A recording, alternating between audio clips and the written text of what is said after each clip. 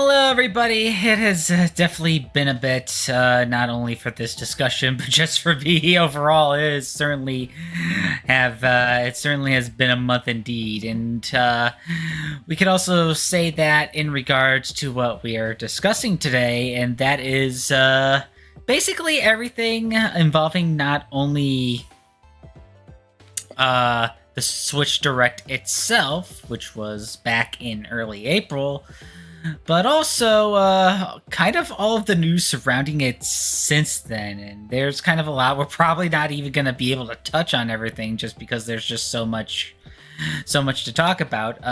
So I am once again with my best friend Phil, and we're basically going to go over kind of how we feel about everything. So Phil,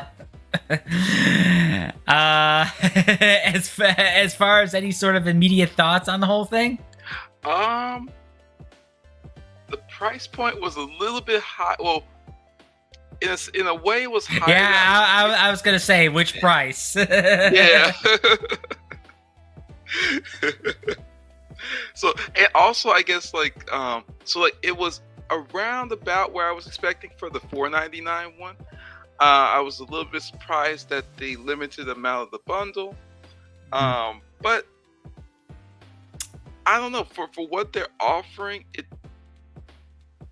it's tough. It's like I'm right in between. Like, it's almost too much because it's like almost PS5 price, but then also for what they're trying to do with it, I kind of get why they go with that price point.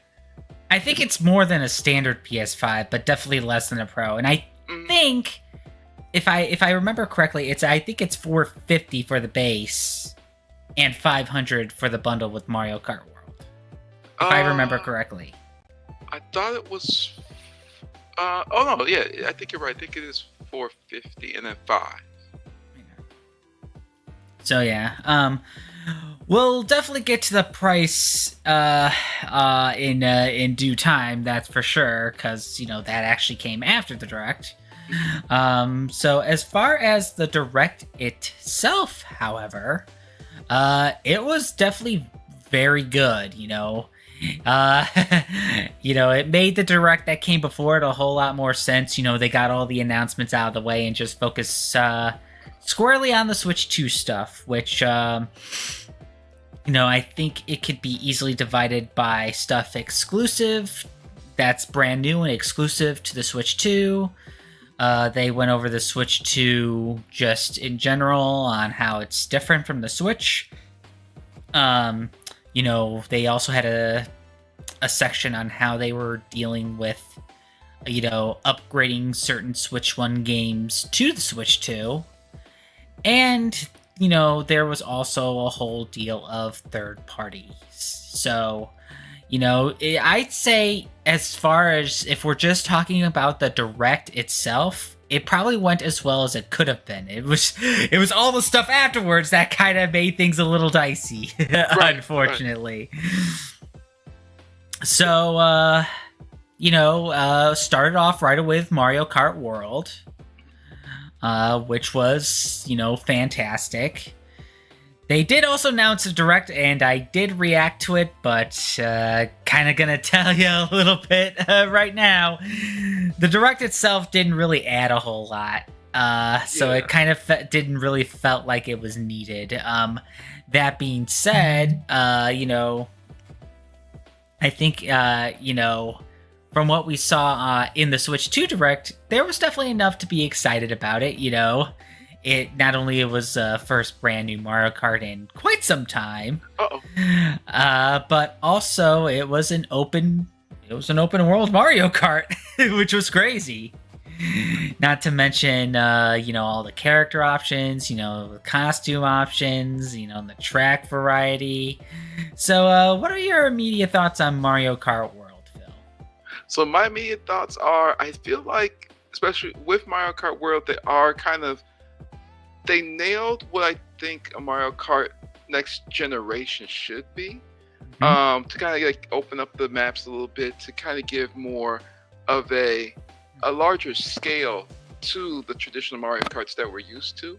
I think it needed that because otherwise it would just be from going from deluxe, which had so much in it.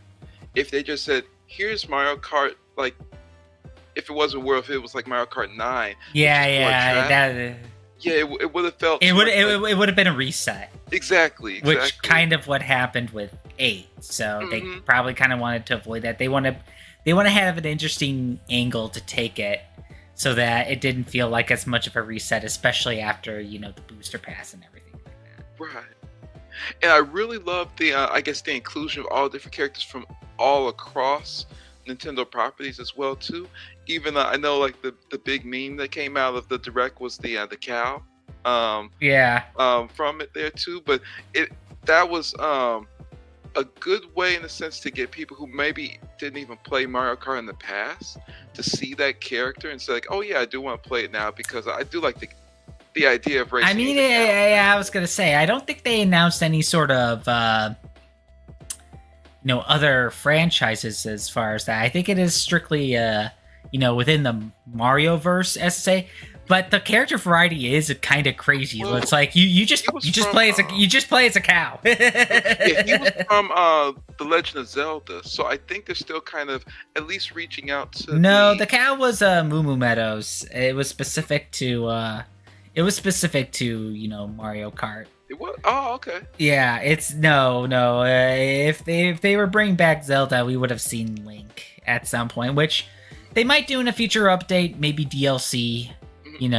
Especially since they did include him last time, just like how they included the Inklings last time too, as well as the Villager and Isabelle. That's what I thought they were going for, but like hadn't announced yet. But yeah, I think that. Well, that it was would sell DLC. pretty It was well. DLC for those, so Mhm. that's probably what they're going to be waiting to do. Just like how just like how F-Zero, the F-Zero tracks didn't come right away. So yeah, I mean, and it was a very good start, and I think after Mario Kart World that's when we were starting to get actual information about the system. And it is pretty much an upgrade in nearly every way. I'm not going to be able to list all the improvements off the top of my head, and there was even some as far as like specific specs that came after the direct. But as far as like the main points, it is confirmed that the new Joy-Cons have basically a mouse mode that you can use for both of them. They even announced a game to take advantage of that, which will have some appeal a little bit, but it probably won't last too long. It was like kind of like a Special Olympic Rocket League almost. And I can't even remember the name of it, but it looked interesting, nice for a try, but definitely not something that I feel like would stick around for too long, unfortunately. I was surprised they announced it as a full featured game, and I know they had developers were made and everything too, but it felt like because how the Rocket League is free to play. I feel like it didn't start out that way though. It became that way when Epic acquired it. True. I feel like that the one in Nintendo, like the I forget, it was like Roll or something, but like that one, I feel like would have been better if it was like either bundled in, kind of like Wii Sports, or to take advantage of the motion controls that were new with the mouse pad. Yeah. Oh, it's called Drag and Drive. Drag X Drive, but it's enunciated as Drag and Drive. So yeah, it's basically like kind of like it takes elements of like Special Olympic basketball and turn it into kind of like a Rocket League format. And again, it looks interesting, but it looks like a lot of fun. Like as a huge basketball fan, I do like the idea of it. It's just that I don't. It's gonna have that early game. It's gonna have that early game in the life cycle weirdness, kind of like ARMS did. Mm-hmm. It's also more, and it's also gritty, as well. Mm-hmm. as opposed to a more cartoony sort of deal. But back to like the overall Switch features. The handheld mode, it's going to be 1080, but up to 120 frames per second, which is wild. And I think there's also going to be a refresh rate on the monitor. LCD though, and not OLED, so which is weird. Just so they can do it later. Yeah, I was gonna say that's probably left for the easy side grade later. Mm-hmm. Along with probably a longer battery life, because the Switch 2 I think has a shorter battery life than I think both the Switch 1 OLED and the Switch 1. Probably because it's gonna take a lot more juice. Switch 1 upgrade. I mean, the Switch 1 upgrade matched that. Mm-hmm. So yeah, and in docked it's gonna be 4K 60. Let's see. Let's also see what else. I mean, it is gonna be bigger. And it is gonna be confirmed that it will be backwards compatible with Switch 1 games.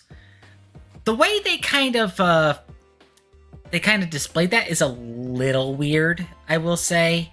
Not necessarily immediate cause for concern, but they kind of had to like display it in a way where you have to kind of be on the lookout in case if you run into any sudden issues. So the way that they went through backwards compatibility is basically nearly all Nintendo games are compatible, with like only a small handful of exceptions, most of which involve the Nintendo Labo.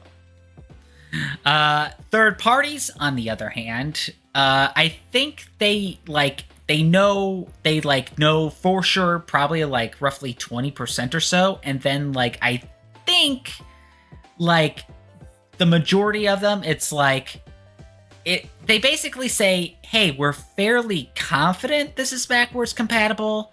However, we haven't quite exactly tested with the developers that made the games yet, so we can't really say for sure. That's basically the TLDR of it. It's that they can work on Switch 2, they should work on Switch 2, but you're probably going to run into some issues on Switch 2. So now, grant, and this is the case for both physical and digital games, which they are both backwards compatible, especially because I think part of which is with the recent updates involving the virtual game cards and the game share. And I think they even also confirmed that the eShop from Switch 1 is going to carry over to Switch 2, as well as all the Nintendo Switch Online stuff. Which is really nice. I think this is the first time that's pretty much ever happened for Nintendo.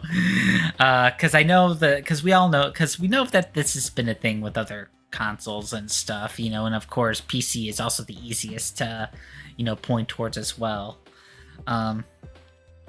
So it is nice that with Switch 2, they're not going to start completely from scratch, which is what we were hoping for.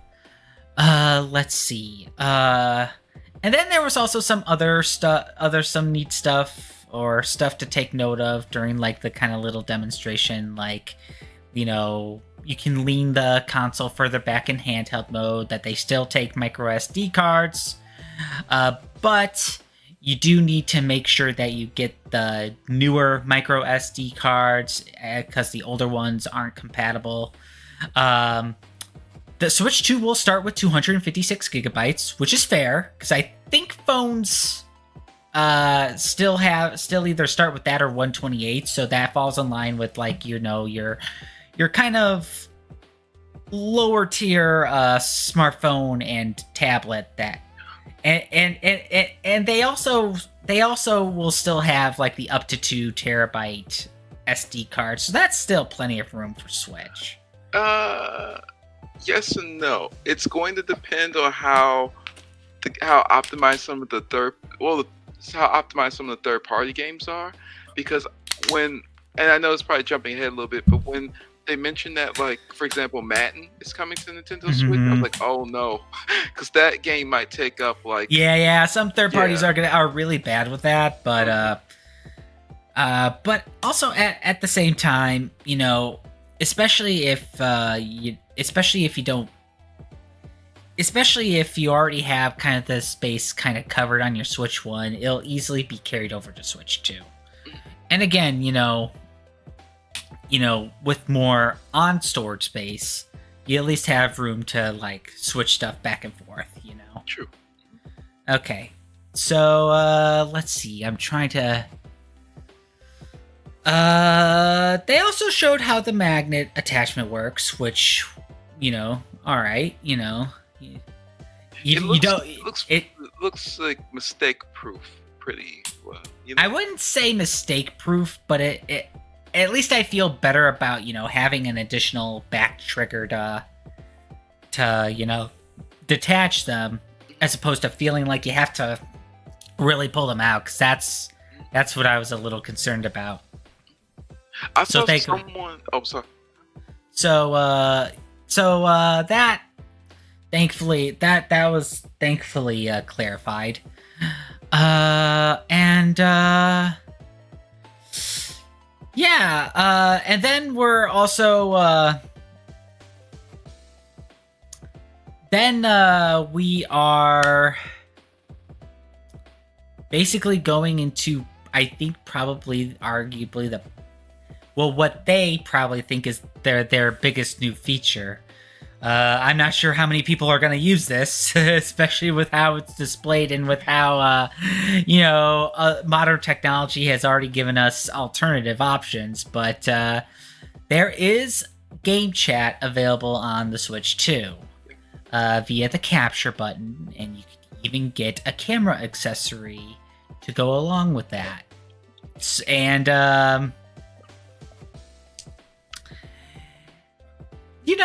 I can understand for people that don't care about using Discord or TeamSpeak or anything like that to use it. Basically, younger families, people that they aren't interested in using those services themselves or don't want their kids using those services. I totally get it. That's not the majority of us, though. Right. Most of us already have services that will do a better job and won't take as many resources, because it does appear, from what they show us, it does appear like it takes a lot of resources. Mm-hmm. Especially once you start getting a camera involved, and once you start having everyone sharing their screen. It's just it could not keep up. No. Because I wasn't sure if it was like my stream or like the way I was streaming that was buffering, and maybe like nope. It was the actual deal. Yeah, I thought that, but I wanted to give the benefit of the doubt to. I mean, but to be fair, the screen that you're playing doesn't buffer, but everybody else's does. Especially because they also kind of tout it as see where everybody else are in their games, or see what other games they're playing. It's just like, man. That does not look good at all. But again, it's a feature that's ultimately harmless.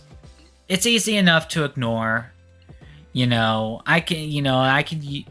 Yes, and it really is going to depend on and not for us, but I guess more for like kids, the developers. No, for kids that are using it, for example, like they have to know who exactly is joining in on those groups if it's used in any additional apps. I hope is it only limited to friends, or is it also anyone? I would imagine it's only limited to friends, and game chat is also subject to the parental controls. Okay. That the Switch has as well, so they thought about that. Mm-hmm. Excellent. Because I was thinking, because it's cameras, you never know what can what you're connecting to. So yeah, and they also there was also news. Nintendo also will be monitoring that to an extent, because they can't be on watch 24/7, but they basically are, they're basically going to be looking for they'll basically be on the lookout for people who are using them for not, kosher beans, basically. Which is good because I think it's kind of like what YouTube should do and what Twitch seems to do a little bit is like a little bit of monitoring, where it's like if something's egregious, they can take action. Yeah. I could totally understand as far as anything egregious, but of course, when you bring up that they're monitoring something, people think it's like the ultimate extreme where it's like, oh, they're monitoring everything we're doing. It's like, no. They don't care about 90% of the usage. It's like the 10% that they really want to focus on, Mm-hmm. And again, it's like I said before, it's like most people aren't even gonna use it. Right. Like unless if they're like families that don't want to be involved with the other alternative services, or they're also going to be like content creators that are going to just show it off to show the features off once the Switch 2 is out, or like the game specific features, because I think one of the things that they immediately show as involving game chat is Nintendo Switch 2 version, that's what they're calling their Switch 2 upgrades of Super Mario Party. Super Mario Party Jamboree. Jamboree, yeah. And the Jamboree TV mode that's exclusive to Switch 2. Because you can actually with the camera you can insert yourself. Kind of it's kind of like this interesting motion cardboard cutout sort of wheel, or you can have yourself like a little camera view, or you can also use the microphone for game chat. And that's fine. It looks interesting. Something that you'll probably try it out a few times and then be like, eh. Yeah. You know what it reminded me of, Matt? And I don't know if you either had the system or or tried it out before, but there used to be a system called the iToy. And that's what I immediately thought of. Yeah. Actually, they basically brought back the iToy. Only it's like a part of the system and not like you have to get games specifically for the iToy. Right. So yeah. Me and my sister loved that system, but that was back in the day. Yeah. I don't know how it's going to go over. Yeah, it kind of lost its charm a little bit, but who knows? We'll see about seeing it in practice. I kind of like the I guess I had like a shooting gallery, so it did look kind of fun being able to see your friends while playing a shooting game together. Yeah. But like you said, I think you might play it once and then say, okay, that was fun. Yeah. But let's go back to Mario Kart World or something else. Yeah. So we already talked about Dragon Drive as far as the mouse. The other game that they were showing as far as specific to show off the Switch 2 was this little kind of museum-like game, which I think is called the Switch 2 Welcome Tour. And it looked pretty neat, but the main sticking point against it is they did it again like they did with 1-2 Switch. And instead of it being a packing game, they decided to charge a small... I think it's a small price. I think it's only a few dollars or something like that. But they still are charging for something that should be a packing game. Mm-hmm. And I guess not just charging for it, but it's at least with 1-2 Switch. And I know 1-2 Switch costs more, but at least that one felt more full featured. Like it felt like they were going for you can actually continue to play this in the future. The museum has so many mini games, but it seems like one-offs where you play it seems like kind of a very weird tutorial and mini game collection. That's pretty much it. I know the stream is still going on, but I have to hit the restroom. Oh yeah, so sure. Sounds good.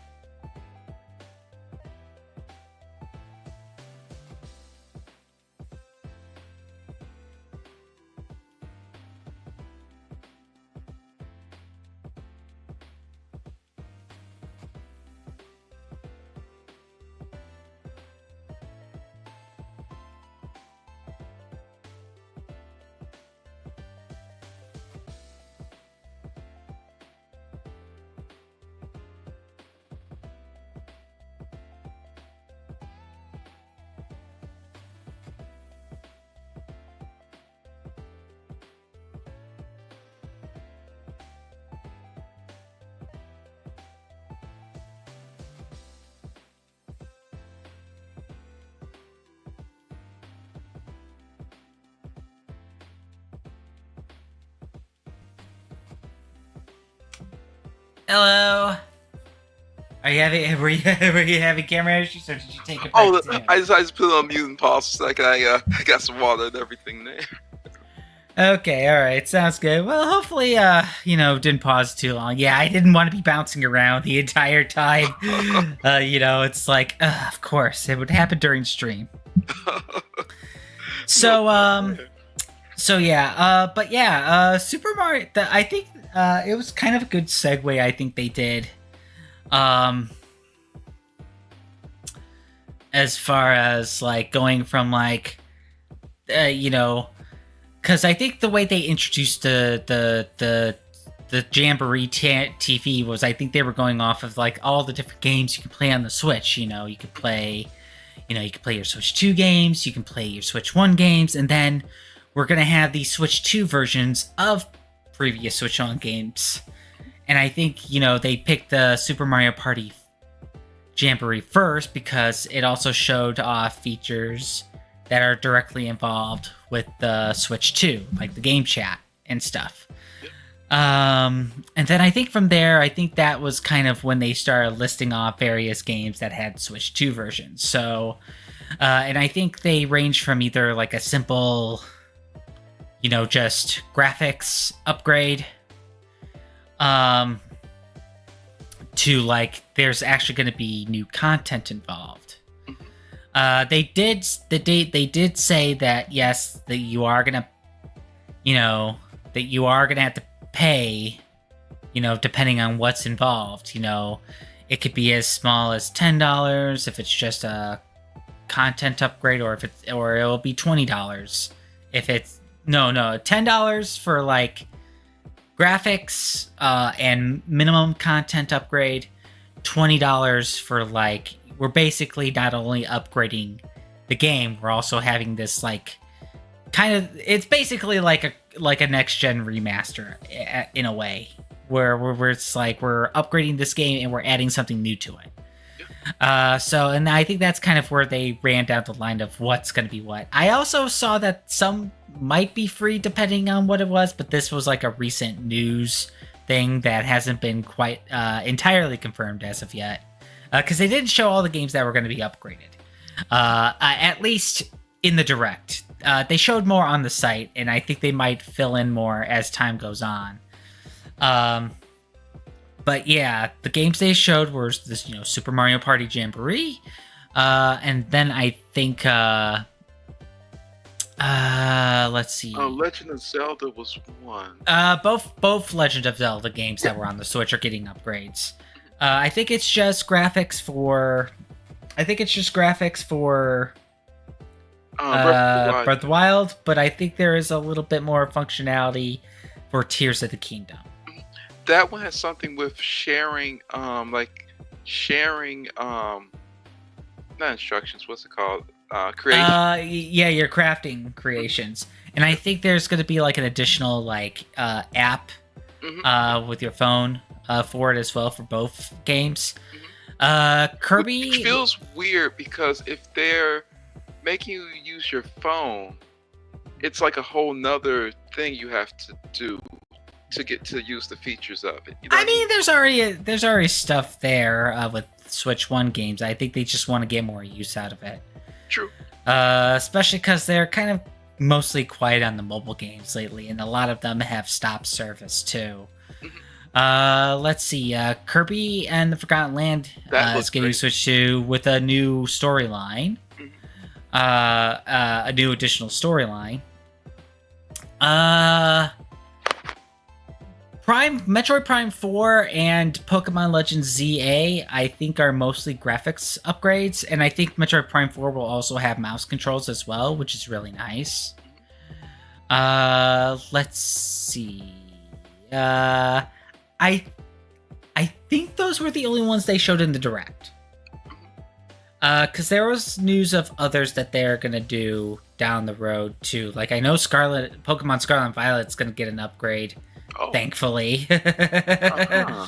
Let's see. And I know there are a few Mario games that are going to get it. I think 3D World of Bowser's Fury, Mario Bros. U Deluxe. I would imagine Mario Brothers Wonder will have it.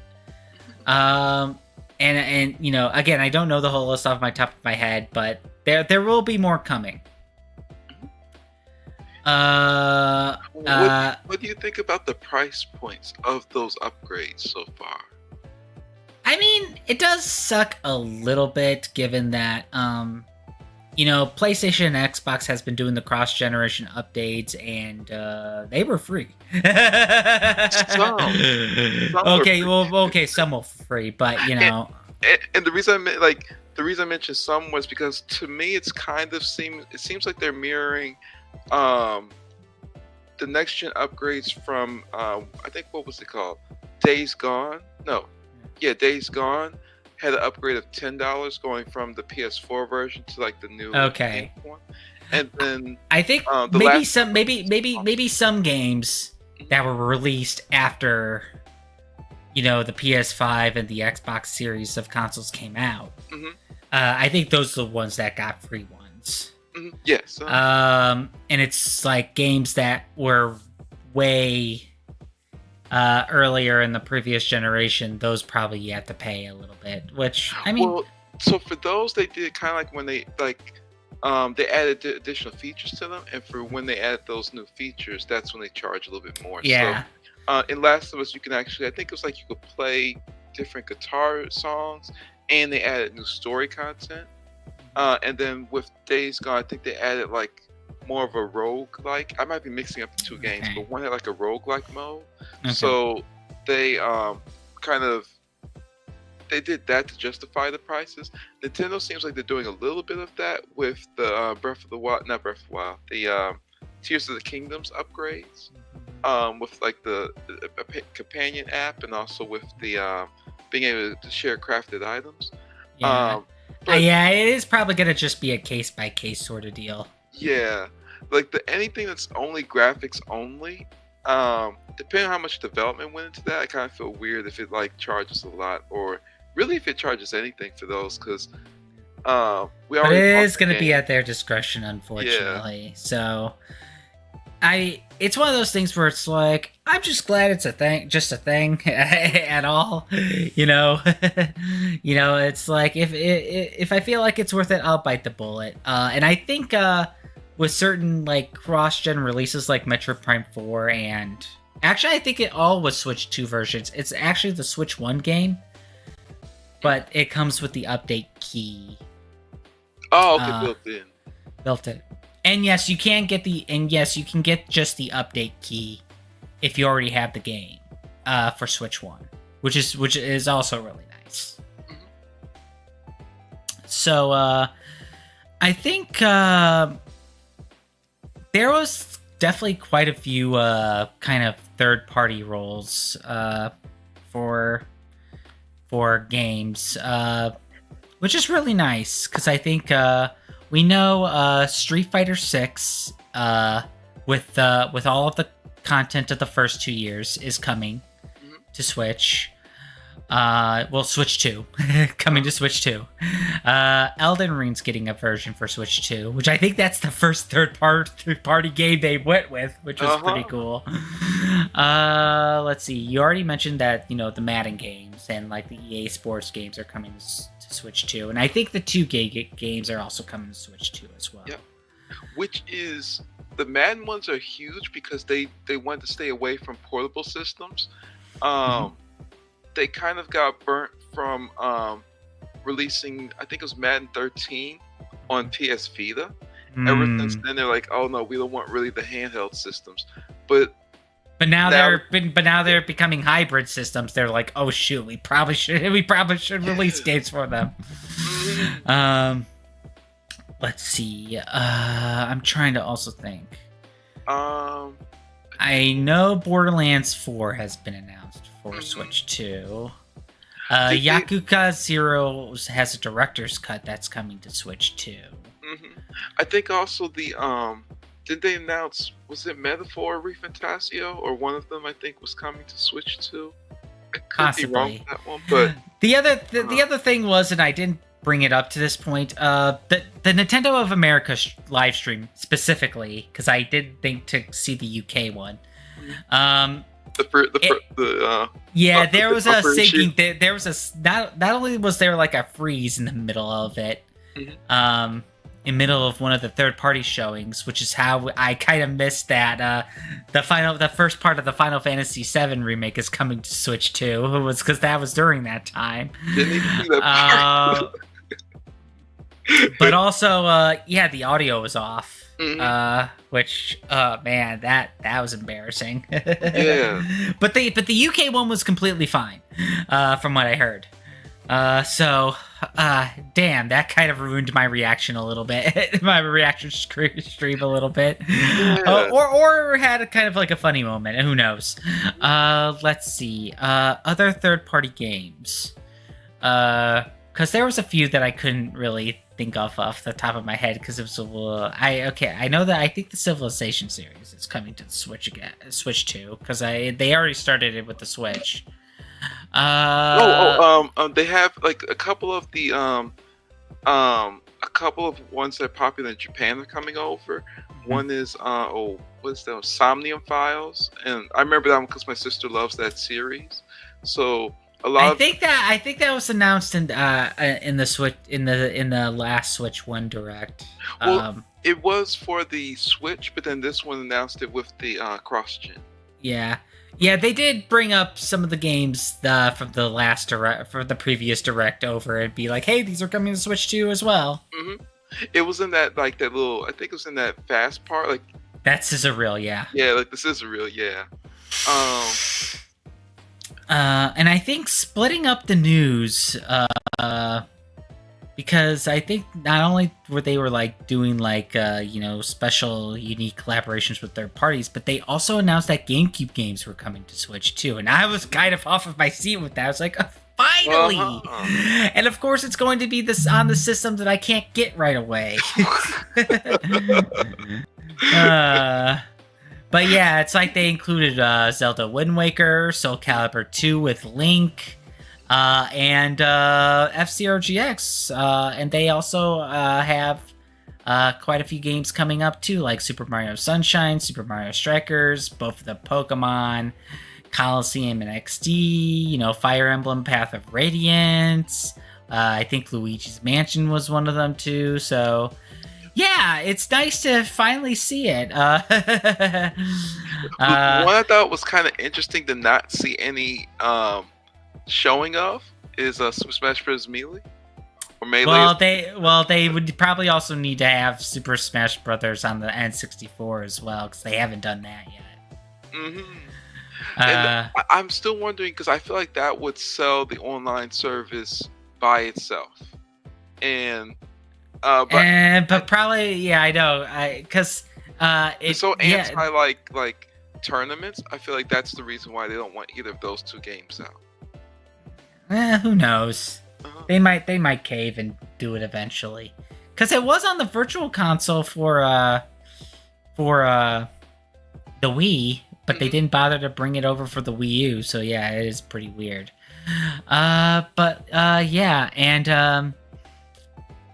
And yeah, two collaborations that I think they announced, there's going to be another Hyrule Warriors game, which is interesting.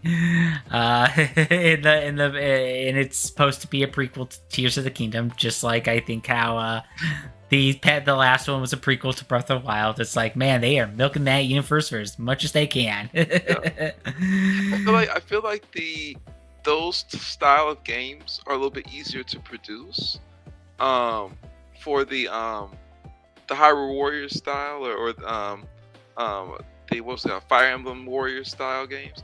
I feel like they just kind of can take the character models, throw them into that thing, change with the environment. Hey, look, a new game, It really depends. Sometimes I have a couple of them, and they all seem kind of similar with the different, like definitely different animations, but the same premise of the game. And the other game that people were going nuts over because they thought it was Bloodborne. From Software is making a Switch 2 exclusive game called The Dustbloods, and yeah, people just thought, oh man, Sony would not make Bloodborne, so Nintendo said, hey, want to make a game that's not Bloodborne, but Bloodborne with us? And From Software says, sure. Which, I mean, yeah, people were going nuts. I mean, as someone who doesn't really play From Software games, you know, this goes over my head. But it was just nice to seeing people react to it, though. Especially for people that really want to see Bloodborne again. I wonder how much Nintendo had to pay to get that to be exclusive. Because I feel like every other system would want that game. Xbox didn't want to give any money. Well, I mean, Xbox wants to continue working with Nintendo too, so True.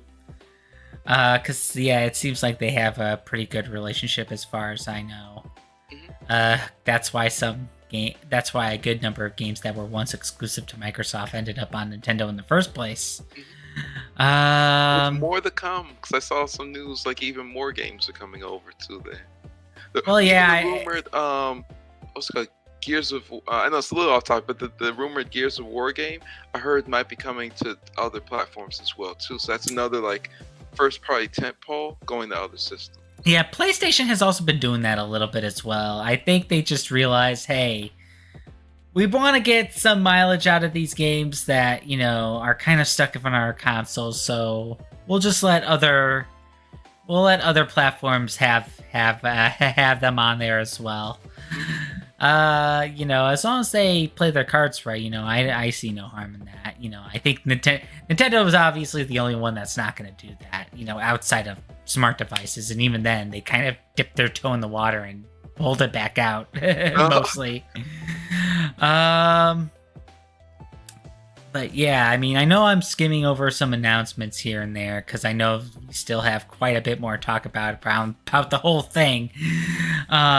So I'll probably feel a little stupid after the fact, especially if I miss anything major. But I think after Dustblood, there were 2 more announcements. One is a new Kirby Air Ride, being directed by Sakurai.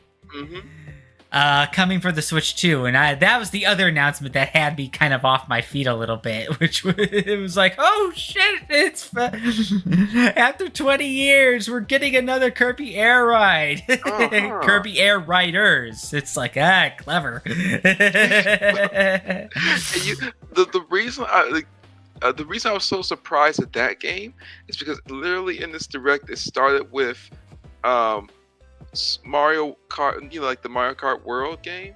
So you know, like, the racing game that was expected to be on there. Yes. Yeah, well, like I always feel like the Kirby Air Ride kind of, in a sense, cannibalized the other one, except for this one.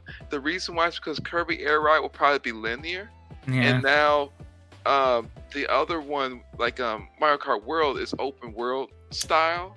So now they can kind of coexist. Well, I mean, there's also F-Zero to consider too. But F-Zero is the GameCube version. You know what I mean? Like, they don't have the new one. Well, F-Zero 99 is also going to come over because it's a NSO. Well, I guess what I mean is but I mean, yeah, there's the 3D you know, racer. as far as the 3D racer goes, yeah, there needs to be a follow-up for that game too, because it's also been 20 years.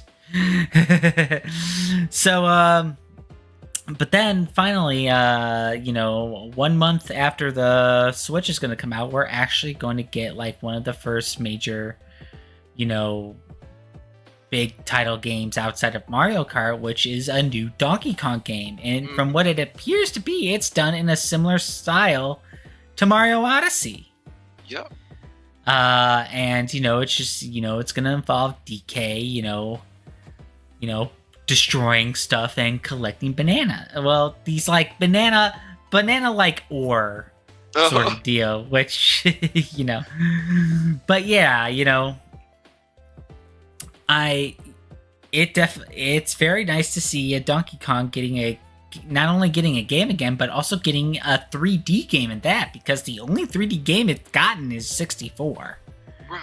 Because everything else has been kind of like, you know, 2D or 2.5D, you know, and while it is nice to see Donkey Kong Country and Donkey Kong, Returns and, Tropical Freeze, having a bona fide 3D game, and I think I think this is like the first Donkey Kong game in a while that's been handled by Nintendo's main studio.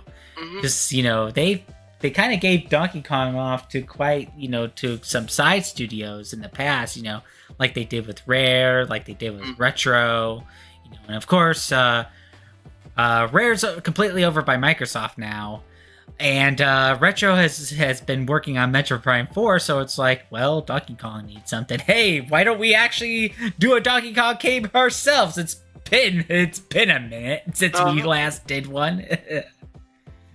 And they really went all out, it looks like, from this one too. Yeah, and I think it's also the first Donkey Kong game where the new design that they gave him is basically emulating a bit from the movie. Which I think it looks good on Donkey Kong. Yeah. I know we've been attached to like the design that he had since the original Country trilogy days, but I think it's a nice like kind of mix between the Rare and the original arcade design. And I think like this new design compared to the old one really would highlights the new graphics of the console to like better fur, better hair. I wouldn't even just say the graphics, but it also enabled him to get more character too. Yeah. Like his expressions were very lively, for sure. Yeah, and I'm really excited for this game too because of all the it looks like so many like I feel like that's a really good powerhouse for the enhanced graphics of the system. Yeah, especially with all the destructible environments. Yeah, because that's so hard to handle on any like, especially like for the Switch One, for example. Definitely couldn't handle that amount of destruction. Even like I feel like the Xbox Series S might even struggle with some of that. So to see it like in full motion, it's great to see. And like to, I feel like that will also really feature the rumble features well. With the destruction and everything too. Yeah, I would agree so. But just as everyone was writing that, direct high, we then effectively kind of got cold water splashed in our face a little bit, because, the one thing they didn't show in that direct were the prices. And the prices on the console... Hey, Matt, wait, real quick, before we do the price, because there's one more thing I think we forgot, but it's... I don't know if it was the first direct, or if it was in the second, like in this latest direct. However, they did mention about the game card feature, and that actually launched, I want to say either to yesterday, like within this past week. At least on my Switch, it updated. No, it's been around longer, because I think it's been at least 2 weeks since I had that update. Oh yeah, where I have both the game card and the game share feature. Because mine did a little bit delayed. Because mine, I played it and then I like paused my game system for a little bit, and when I came back, it cut me out the game and it made me do the update. Okay. So yeah, no, I've had my update in a while. So, yeah. I guess what do you think about it so far with because it's even in the store, I noticed too, it's setting up a lot of things for the Switch 2 even before it launches.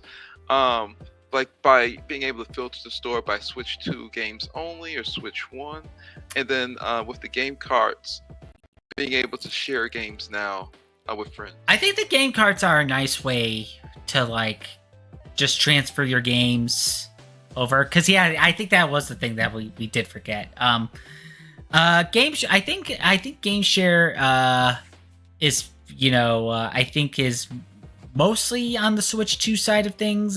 There is some Switch 1 functionality, but I think it's a little bit more limited. But I think the virtual game cards are really handy, especially because you can effectively rent them out to your friends, which are people in like your Switch family group sort of deal, which is really cool.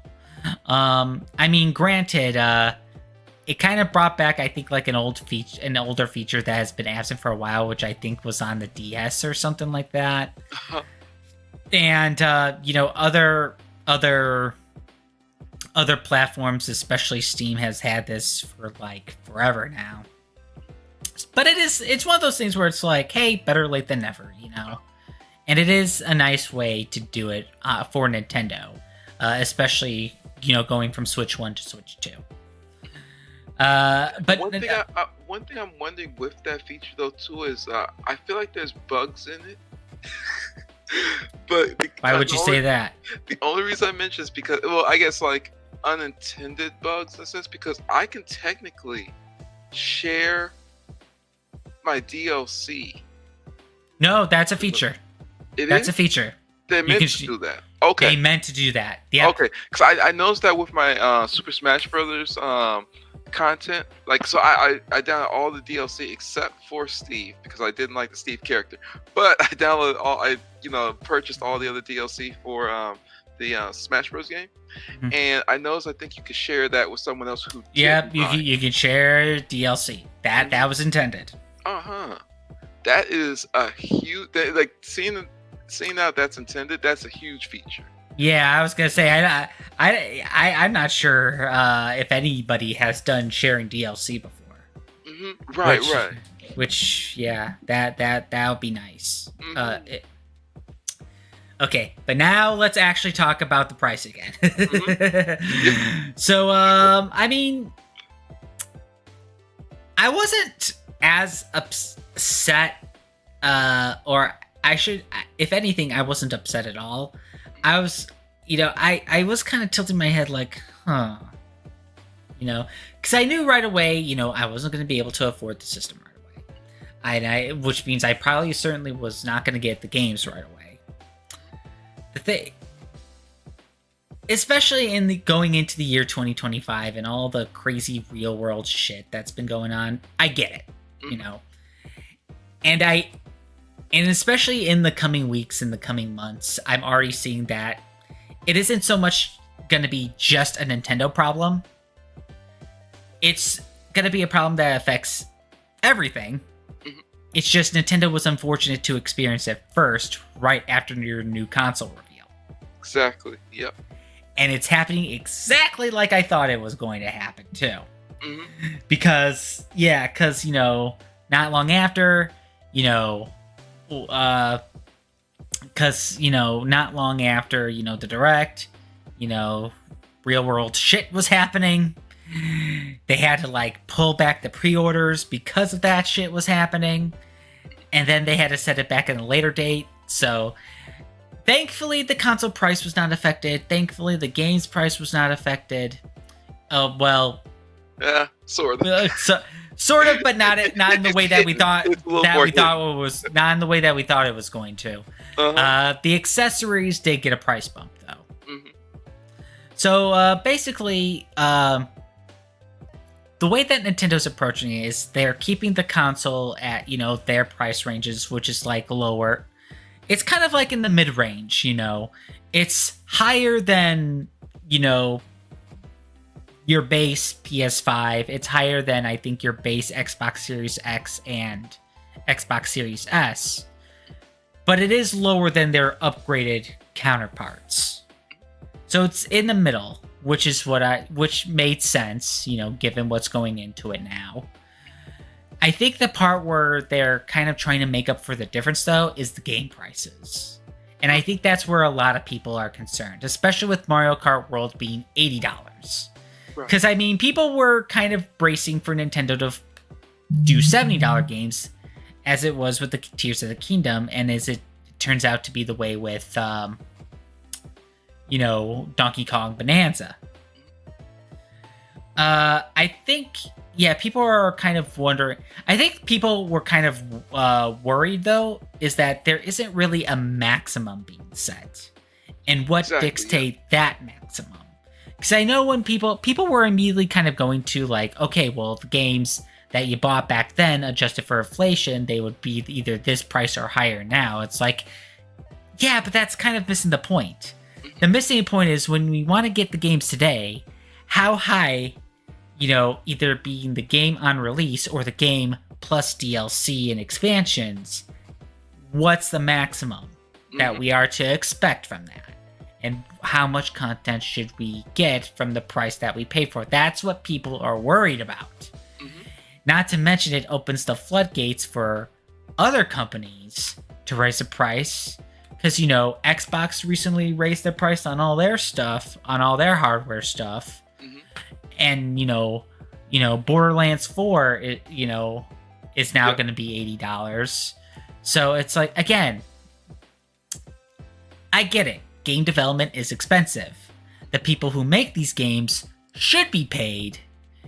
It's usually not going to them. It's usually going to the executives and shareholders. But the people who make these games should be paid, for them. And I get with technology getting higher, yeah, it sucks. But unfortunately, with technology getting higher and more being put into the base game, hopefully, I get that, we can't keep games at 60. Okay? Or at the very least, we can't keep, high budgeted major release titles at 60. There are certain games that should be at 60 though. Like if we're talking like remasters that hardly did anything, 60, preferably 40 or 50. But I understand with 60, especially for modern consoles, I mean, there were certain games that were kind of pushing that limit, like Donkey Kong Returns HD for the Switch. That probably should not be $60. But, again, going into Switch 2, I get if the remaster or something or remake is $60, depending on, always depending on what goes into it, right? Right. And if they add anything new, like any additional little feature, or if something takes advantage of the new hardware and they customize that, like I'm trying to think of a good example. Like if something used the mouse feature, for example, if they did a remaster, I guess it'll be a double remaster of Metroid 1 and 2. Like if they remade those again specifically for the Switch 2, and they added in like the mouse controls, then I was okay. That's worth another full release price. Well, I mean, Metroid 1 would probably be a remake again, because the initial remake was a Game Boy Advance game that you can play on Nintendo Switch Online. Oh, sorry, I meant Metroid Prime. Sorry about that. Yeah, you said Prime. Metroid 1 and 2, so those are literally the first two games. Yeah, Metroid Prime. Like, if they add in the mouse controls and specific. Yeah. I get what you. Well, yeah, because they still got to do 2 and 3, but Retro is busy with 4, so let's ease off on them a little bit. We were lucky we got Prime 1 remastered, which is really good. But yeah, it's like the problem isn't so much the initial sticker price, even though it does suck. The problem is we don't know how bad it's going to get. Right. Be it either from Nintendo or from third parties. The thing on the Nintendo end too is that they are very stubborn when it comes to sales. They are extremely stubborn when it comes to sales. So that's the thing. It's like, okay, if you're expecting to pay these prices right out of the gate, are you gonna drop them at any point? Right. And if you are gonna have them on sale, can it be more than $5 or $10 at any given time, like every year or so? Or maybe a permanent price drop, like back in your Nintendo Select days or Player Choice days would be nice. Uh-huh. That's all. Help us out here. I get maybe in the initial sale you want to make the most bang for your buck. Okay, fine, but after that's over, lower the price, please. Yep. Every other company is doing this. Why can't you? That's literally all we're saying. It's like, I get that. I get you want the price to reflect the effort, but you gotta throw us a bone, especially if we can't afford to get the game new right away. Especially since the voucher program that you had for the Switch isn't carrying over. Especially since you got rid of gold points and you haven't even announced a new reward system yet. Give us something to work with as far as being able to afford these games. Otherwise, the sales numbers aren't going to reflect the quality of the games. Right. they may be good games, but if people can't afford to buy them over, like, you know, food, you know, doctor visits, you know, you're not going to see much in return for the games that you work so hard to make. Right. And I was thinking too, like with the exception of like Nintendo themselves, like their first party games, with a lot of the third party games, depending on what engine they're using, I always feel like it's always, I don't want to say it's an excuse that they always use, but because there's a lot that goes into the production of games, but also the engines are making it so that it kind of makes the effort a little bit easier to make certain games. In terms of like, so like a lot of times they had to make custom engines for things. But now with like Unreal Engine, I think it's 5, I believe.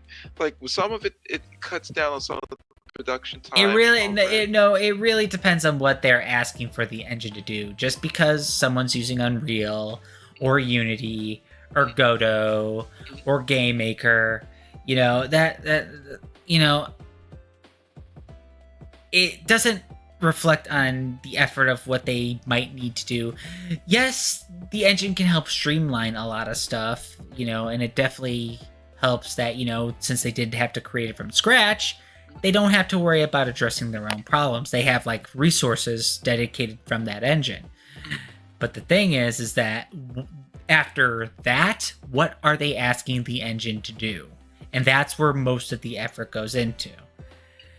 But I guess like I argue that because, you know, there's like a lot of rise of like generative AI and AI powered tools. AI powered tools I approve of when used right. Generative AI is the thing that I get a little icky over, you know, because especially because we have seen way too many cases of, you know, stealing someone's work. Or if not stealing someone's work, just referencing a lot of work and coming up with a crappy result, you know, because it's just a bunch of references scrambled together, you know? So, yeah, it's just...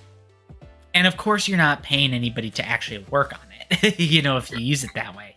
But yeah, that's something entirely different than using a engine that, you know, everyone can easily access. You know, even like one-person developers, you know. I just feel like I always think too, like even back in the day, they still needed huge teams of people to produce, you know, even our favorite games from back in the day. So, and we never really heard the excuse like, oh, it's expensive to make X game. Back in the day, they just were launching them. You know what I mean? Well, here's the thing, and I remember seeing a lot of, you know, pictures of old magazines. There was no price cap back then.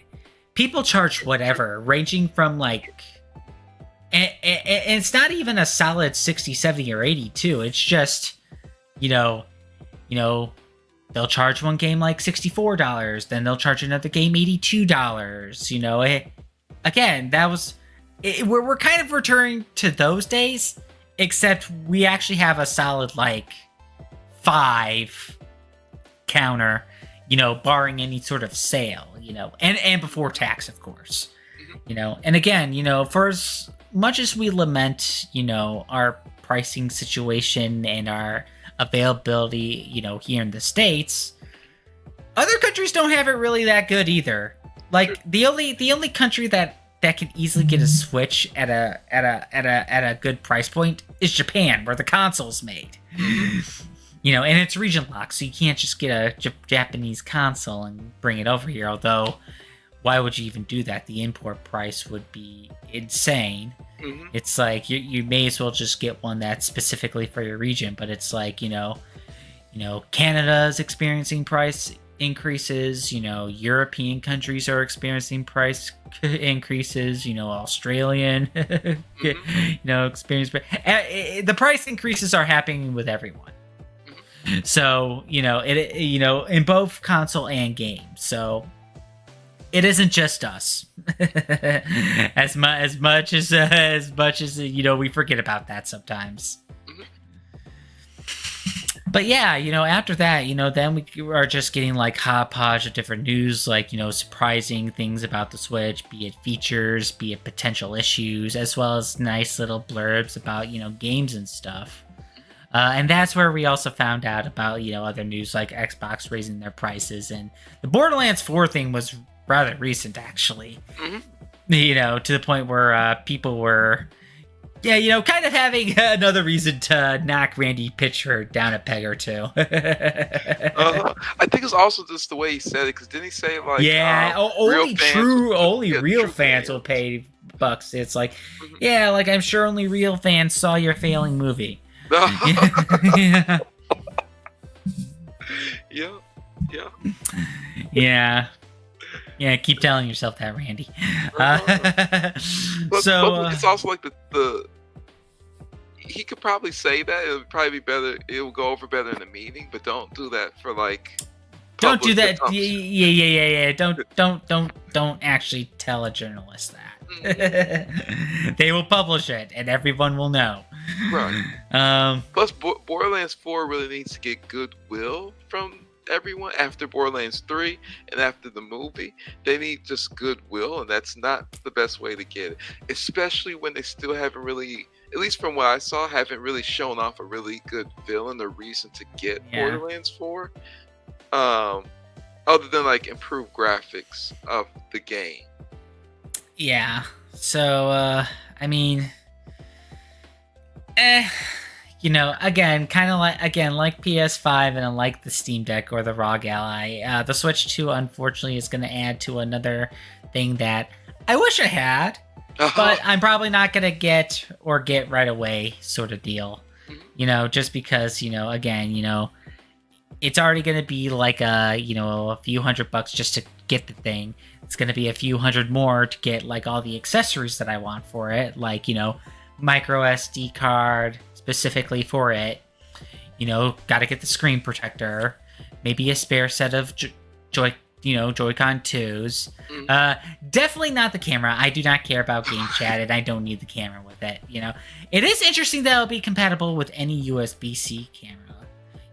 With the they top actually port. already have competitors that are making ones for it. Like, did you see the Piranha Plant one?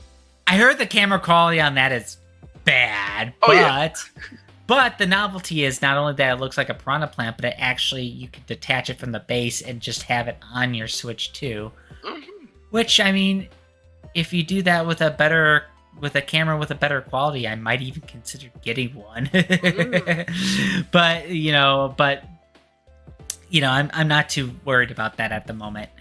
But one thing I'm worried about with that one is like, I wonder if, and this is probably worst case scenario, but like, what if they really match their camera to exactly what the Switch's camera is? Because we haven't seen the final quality on that. I think it is better though. Hopefully. Because I think it's at least 1080 for the Switch camera, but I think the Hori one is like standard definition, not even 720 standard. Yeah. But yeah, and the Pro controller, that also comes with back buttons. So, there's that too. But yeah, again, it's just, it's something that I wish I had, that I wish I could get, but I can't get right away, and because I'm trying to focus more on my profession at the moment, it's not something that I would readily ask, my parents for like a gift or anything like that. It's just one of those things that it's like, if I have the spare money, I want to try to get it myself. I actually tried to buy one because I thought, this would be a good gift for my sister. Oh yeah, well, pre-orders are limited. Very. Yeah, if you weren't able to get it within the first week, forget it. Oh, not even first week. So on launch day, they said to go online. I went online to crashed. Crashed. Yeah. So GameStop, no, Target crashed. GameStop kind of crashed. So I went, no, Target, no. Best Buy was delayed. That was the worst part. Best Buy was delayed. All of them had queues. So I was in a Walmart queue and I was in a Target queue. Target, I had it in my cart. And I was putting all my, information, pressed to finalize the purchase. It kept saying there was an error, but it didn't say what it was. Probably was because they had to delay the pre-order. Oh no! No. That was after the pre-order day. Okay. This was actual. Oh, this was when it was back on. Yeah, this is when the actual back on, when it was starting at I think 11 Eastern. Mm. So I jumped on. No, it was 12 o'clock Eastern, which was 11 Central. Yeah. It was 11. So I might be mixing that part up, but I jumped on right at the time of it, mm-hmm. and literally had it in the cart, but it wouldn't let me finalize the purchase. By the time it did let me actually try to go through, it had sold out. Yeah. And then I did that with Walmart. Walmart's worst thing was it said that there was one left because someone took it out of their cart, but mm-hmm. so many people had it in their cart, it caused an issue with knowing where to put it. And then what's it called? GameStop was the next day, mm-hmm. but at 11 o'clock. So it was okay, well, mm-hmm. You can't get to a GameStop or do it online because work and everything. And then what was it with Best Buy had a queue that. Mm-hmm. But it was delayed because it said right at 12, but it didn't start until an hour later. Yeah. And so it also had the same issue of the queue taking forever, especially because Nintendo decided to have 2 SKUs. So you had to wait in line for the base one and the base and the one with Mario Kart World. Yep. Where you pretty much get it. Yeah. Mario Kart World is probably the fastest one because you could get the game for $30 less. Yeah, and that one I knew was going to be limited, but the problem was you had to put in the queue for both, mm-hmm. and just hope that one of them worked. Oddly enough, I actually had in my cart the Mario Kart 1, mm-hmm. and that one was working until basically until the site was glitching. But Target had a glitch to even get into the site because there was just so many people. Mm-hmm. So many people, I think, for all of the people raging about the prices, mm-hmm. they still lined up to pre-order the darn thing. So I think the early sales are just going to be fair. I'm hoping they weren't scalpers because think they might. Because you're only limited to a certain number per order. I think that's probably how they could combat the scalpers a little bit. Yes, but I think there also are programs where you kind of have multiple ways. Yeah. Well, yeah, if they can get past the I'm not a robot deal. Target was smart though, and I think Target and Walmart did this where you actually had to log into an account. So that helped but it helped and it didn't help because I had it in my cart and it said, okay, put in your Target information. I was I haven't been in Target since Christmas, so what? Yeah, I know. I don't normally shop online through Target or Walmart, so that would have screwed me. Mm-hmm.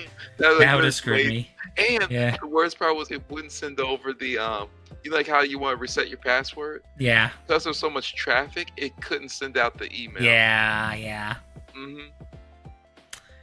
Yeah, I tried to get one. Yeah, I know. I was lucky to get my my initial Switch one right around when it launched, but because there was it.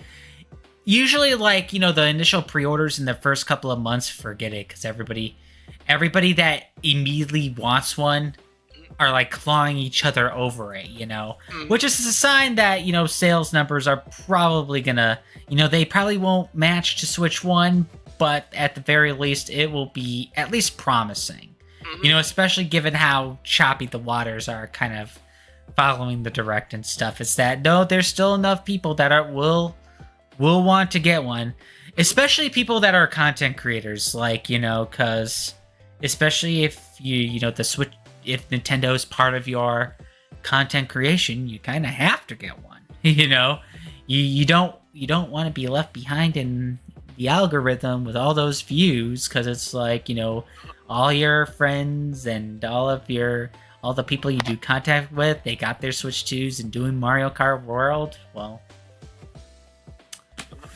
Gotta be part with them, Gotta be part of that, I hope I hope Nintendo isn't as strict with their you know, like how in the past they were like will block certain content creators that like view like display certain games of their first party.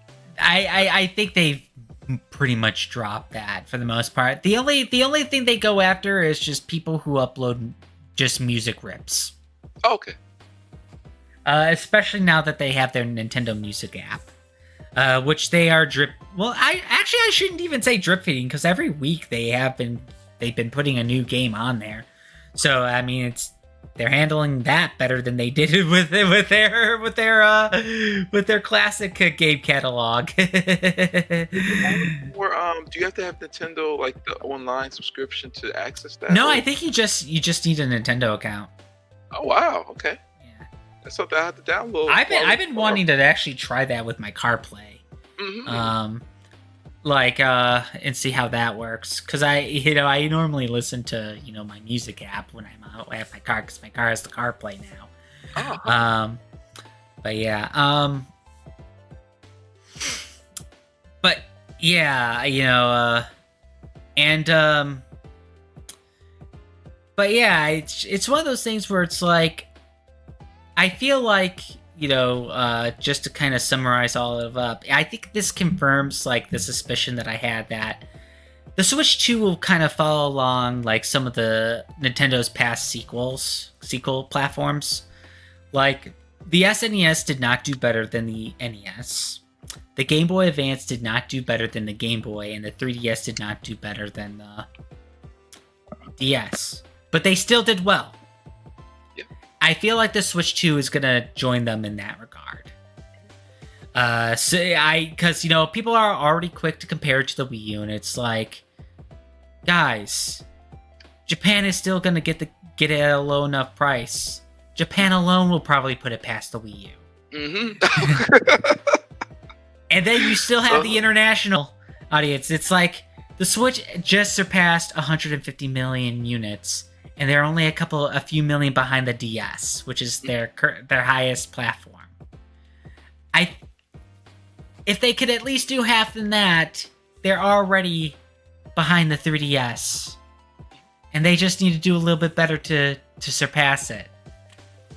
It's like, I know that's the thing that I'm probably not looking forward to, is that people are going to see this as a reason for the "is Nintendo doomed" sort of deal. It's like, it's like if they can't even surpass Wii U by the end of the Switch 2 life cycle, then we could probably say, then we could probably have that conversation. But even then, it's like, they're $1 billion company. They could fail like this generation and the next 3 over and still be fine. Plus, I can't see it. I definitely can't see it only doing like Wii U numbers, only because I think they've done a good enough job of explaining the differences between the last one and the new one. They kept the explanation simple, straightforward. Yep. It's clear on what it wants to be. Mm-hmm. The only thing that's gonna stunt the growth is just the current world we live in, in both in and out of the gaming industry and community. That's literally it. That's literally it. And I think what they're doing too is they're kind of to mitigate that. That's why they're trying to launch as many consoles in the US as possible before anything. I thought they were doing limited quantities. Mm-hmm. So yes and no. So like yes, they're doing more like a little bit more limited quantities, but they also shifted some of their manufacturing over to, I want to say, Taiwan, or like it was Vietnam. Vietnam, yeah, just to have. And I think that still kind of screws them a little bit. But I think because they could send it almost from 2 spots now. Too, they don't want to, but they if they need to, they can still get enough products in. Yeah, that's gonna go into stuff that I don't think we are really entirely qualified to talk about, at least on a gaming stream, at the very least. But yeah, it's like I get what you're saying, but there's kind of a bit of a nagging counterpoint that I have for that it involves going into stuff that's completely outside my bandwidth, unfortunately. But I think like my prediction would be like definitely within the first year it should at least hit some of because the Wii U wasn't it how many it didn't even break 14 million. That was thinking, yeah, because it was less than the Vita. Even than the Vita, less than the Vita. So I'd say within the first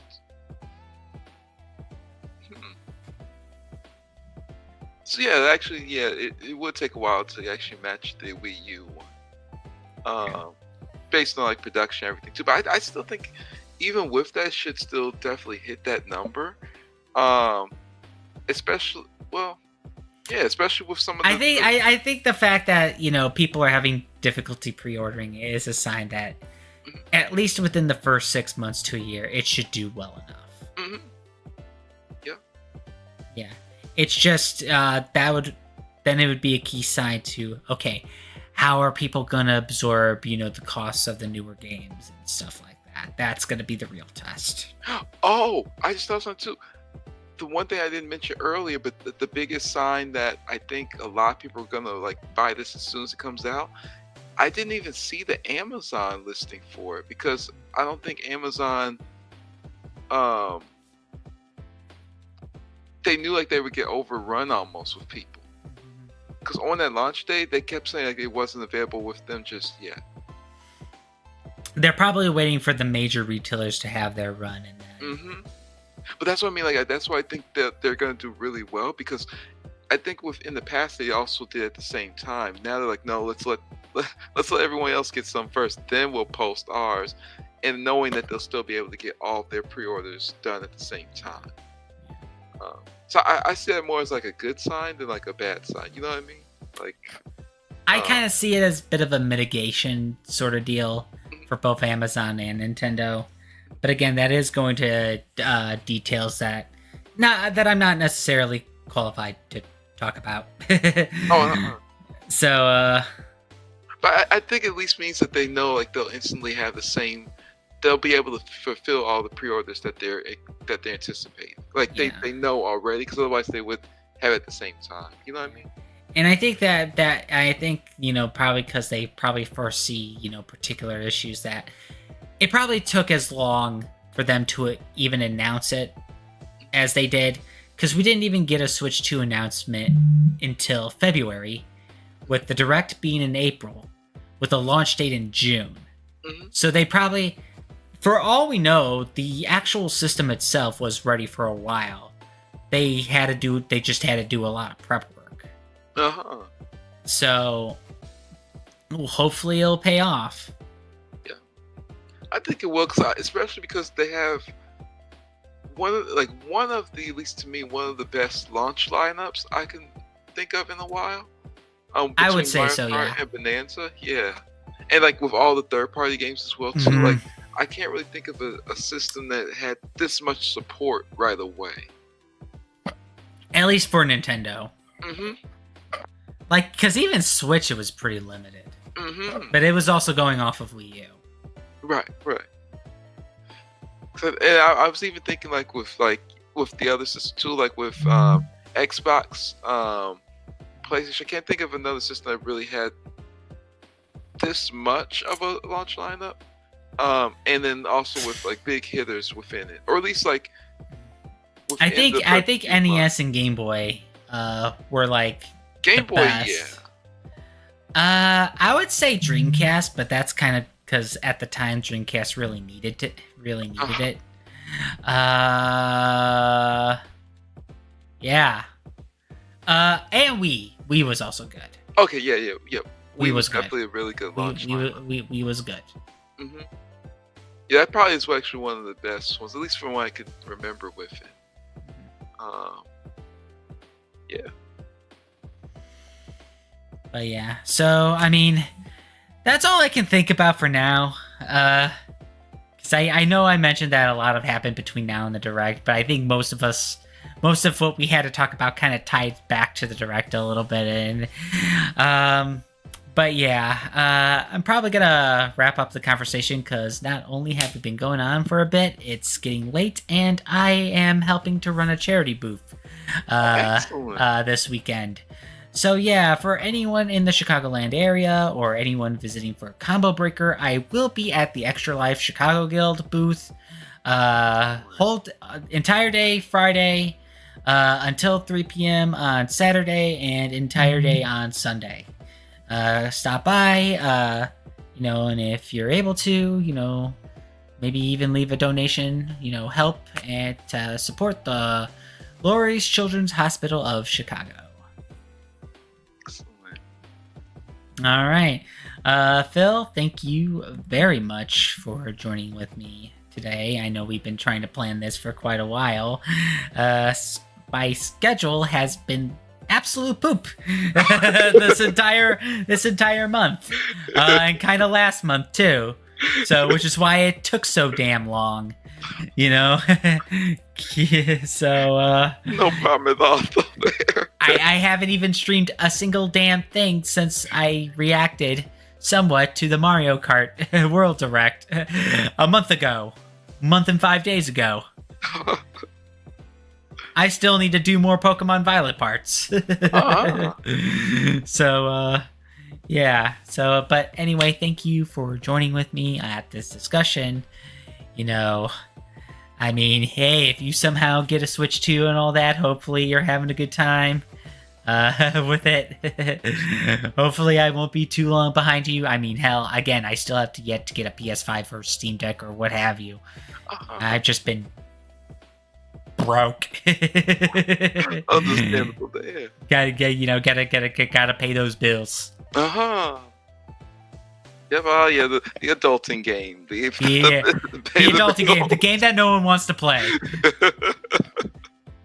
It's real life Animal Crossing. Yeah. You think it's cool when you're a kid to be an adult, and then when you're an adult, it's like, man, this sucks. I want to go back to being a kid again.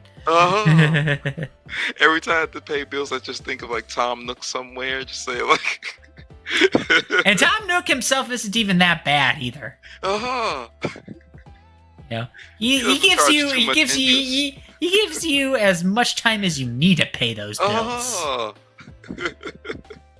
He doesn't charge interest. He doesn't. It doesn't charge interest. True. No, people give that guy too much crap. Yeah. All right, but yeah, that'll be all for today. I'm Matt, your local friendly gamer, and this is my best friend Phil. Thanks for having me, man. Yeah, of course. Signing off. Until next time, everyone, have yourselves a wonderful evening and take care.